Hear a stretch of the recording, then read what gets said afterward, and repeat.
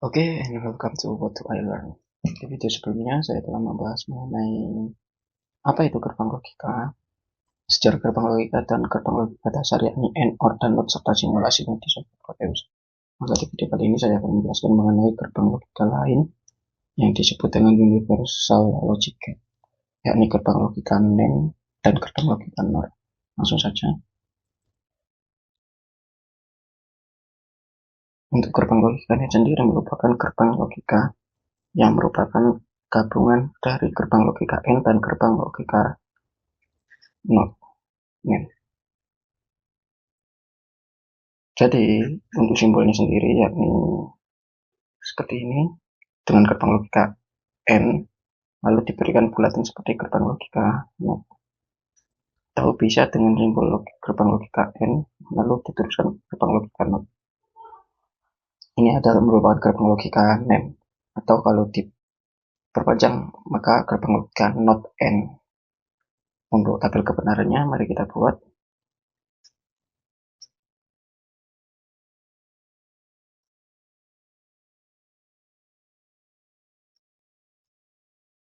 Dengan nilai input yang sama seperti ini, maka gerbang logika NAND cukup berbeda karena hasil outputnya dinotkan.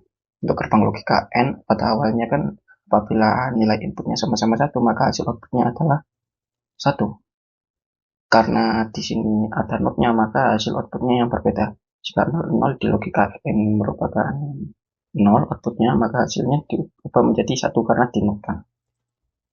Begitupun dengan ini, karena AND maka otomatis outputnya masih 0 dan dinotkan jadi menjadi 1 dan 1 di sini. Karena ini hanya posisinya yang dibalik. Sedangkan ketika N sama-sama 1 inputnya maka hasil outputnya kan 1. Tapi berhubung dinotkan maka outputnya jadi 0. Seperti ini. Lalu ada satu lagi yakni gerbang logika NOR. Untuk gerbang logika NOR ini kurang lebih sama dengan gerbang logika NAND, namun menggunakan gerbang logic OR yang dinotkan. Atau bisa seperti ini yang dinotkan. Untuk tabel kebenarannya sistemnya sama seperti ini. Kita buat tabel kebenarannya.